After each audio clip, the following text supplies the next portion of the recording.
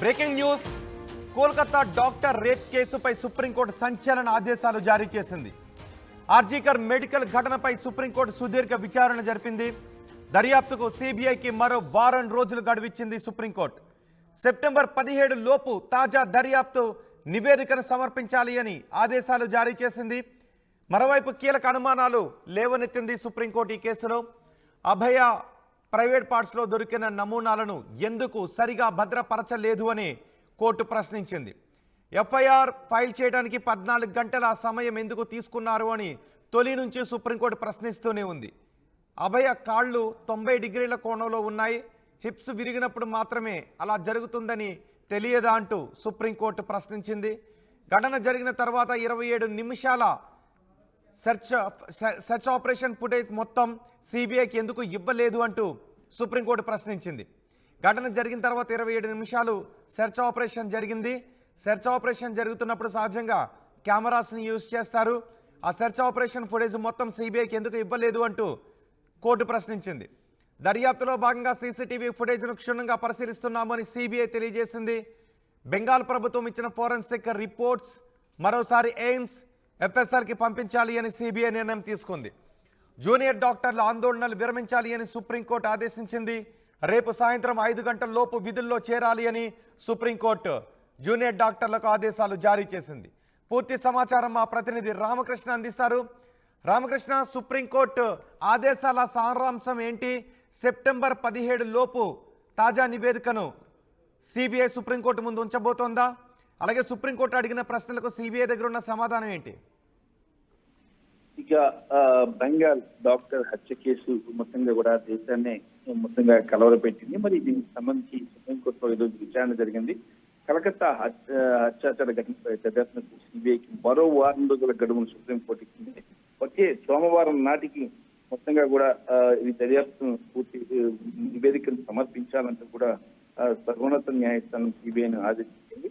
మరి వచ్చే మంగళవారం సిబిఐ జరుగుతున్న సుప్రీంకోర్టులో విచారణ చేస్తామని చెప్పి ధర్మాసనం చెప్పింది. టోటల్ గా ఇక్కడ ఈ కేసుకి సంబంధించి ఈ రోజు చాలా సుదీర్ఘ వాదనలు అయితే సర్వోన్నత న్యాయస్థానంలో జరిగాయి. ఈ వాదనల నేపథ్యంలో ఘటన తర్వాత బాధితురాల శరీరంపై గాయాలున్నాయని సుప్రీంకోర్టు తెలిపారు సొలిసిటర్ జనరల్ తుషార్ మెహతా. బెంగాల్ ప్రభుత్వం పరీక్ష జరిపిన ఫోరెన్సిక్ రిపోర్ట్ ఎయిమ్స్ కి పంపించి పరిశీలించాలని సిబిఐ నిర్ణయించినట్లు కూడా సొలిసిటర్ జనరల్ తుషార్ మెహతా చెప్పారు. మరి దర్యాప్తులో భాగంగా సీసీటీవీ ఫుటేజ్ ని తాము పరిశీలిస్తున్నామని సుప్రీంకోర్టుకు తెలిపింది. సిబిఐ మరి సిఐఎస్ఎఫ్ సిబ్బందికి బెంగాల్ ప్రభుత్వం సహకరించడం లేదని కూడా సుప్రీంకోర్టుకు కేంద్రం తెలిపింది. ఆర్జీకర్ ఆసుపత్రి వద్ద 3 మహిళా సిఐఎస్ఎఫ్ కంపెనీలు ఉంటే ఒక కంపెనీకి మాత్రమే వసతులు కల్పించాలని చెప్పి రాష్ట్ర ప్రభుత్వంపై ఆరోపణలు చేసింది కేంద్రం. ఇక వసతులు కల్పించాలని బెంగాల్ సర్కార్కి చెప్పినప్పటికీ కూడా సరిగా సహకరించలేదని కూడా తెలిపింది. 3 వారాల తర్వాత సిఐఎస్ఎఫ్ కి సదుపాయాలు కల్పించాలని కేంద్రం చెప్పింది. మరి బెంగాల్ వైద్యులకు భద్రతకు తీసుకున్నటువంటి చర్యలపై స్టేటస్ రిపోర్టు ఫైల్ చేసింది బెంగాల్ ప్రభుత్వం. మరి అయితే ఇంకొక కీలకమైన వ్యాఖ్యలు కూడా సుప్రీంకోర్టు చేసింది. ఎవరైతే బాధితురాలు ఉన్నారో దీనికి సంబంధించి ఆమె ఫోటోను ఇటువంటి పరిస్థితుల్లో కూడా ఈ సోషల్ మీడియాలో ప్రచురించడానికి లేదు. ఆమె ఫోటోను ఇమీడియట్ గా సోషల్ మీడియా నుంచి తీసేసేయాలని చెప్పేసి కూడా ఈరోజు సర్వోన్నత న్యాయస్థానం కీలక ఆదేశాలు జారీ చేస్తుంది. కానీ 27 నిమిషాల సెర్చ్ ఆపరేషన్ ఫుటేజ్ ను ఎందుకు ఇవ్వలేదు అని కూడా సుప్రీంకోర్టు ప్రశ్నించింది. దానికి బెంగాల్ ప్రభుత్వం దగ్గర ఉన్న సమాధానం ఏంటి?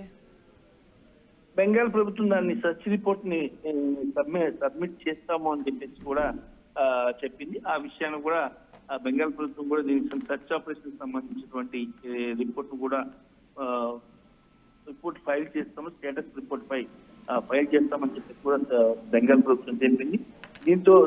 దీనిపై కూడా సర్వోన్నత న్యాయస్థానం కూడా ఆగ్రహం వ్యక్తం చేసింది. ఈ కేసుకు సంబంధించి కేంద్రం కానీ ఇటు రాష్ట్ర ప్రభుత్వం కానీ చేసిన పొరపాట్లను కూడా చూపింది. దాంతో పాటు ఎఫ్ఐఆర్ నమోదు చేసేందుకు ఎందుకు కోల్కతా పోలీసులు ఆలస్యం చేశారని మరో ప్రశ్న ప్రశ్నించింది.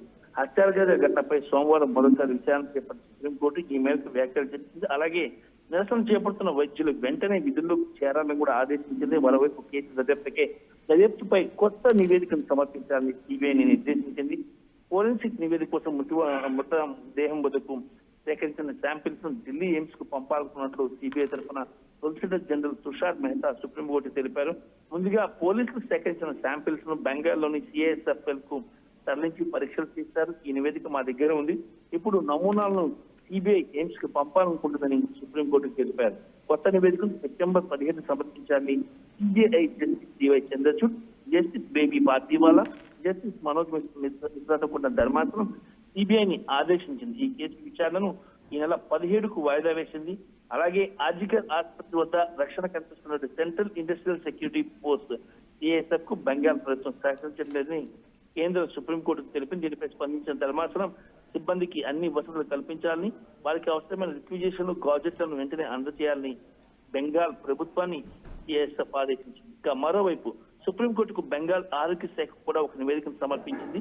రాష్ట్రంలో డాక్టర్ల నిరసన వల్ల సకాలంలో వైద్యం అందక ఇప్పటికీ 23 మంది ప్రాణాలు కోల్పోయారని నివేదికలో పేర్కొంది. ఈ క్రమంలో స్పందించిన సుప్రీంకోర్టు మంగళవారం సాయంత్రం 5 గంటల లోపు ఆందోళన చేస్తున్న డాక్టర్లు విధుల్లో చేర్చి వారిపై ఎలాంటి చర్యలు తీసుకోవద్దని స్పష్టం చేసింది.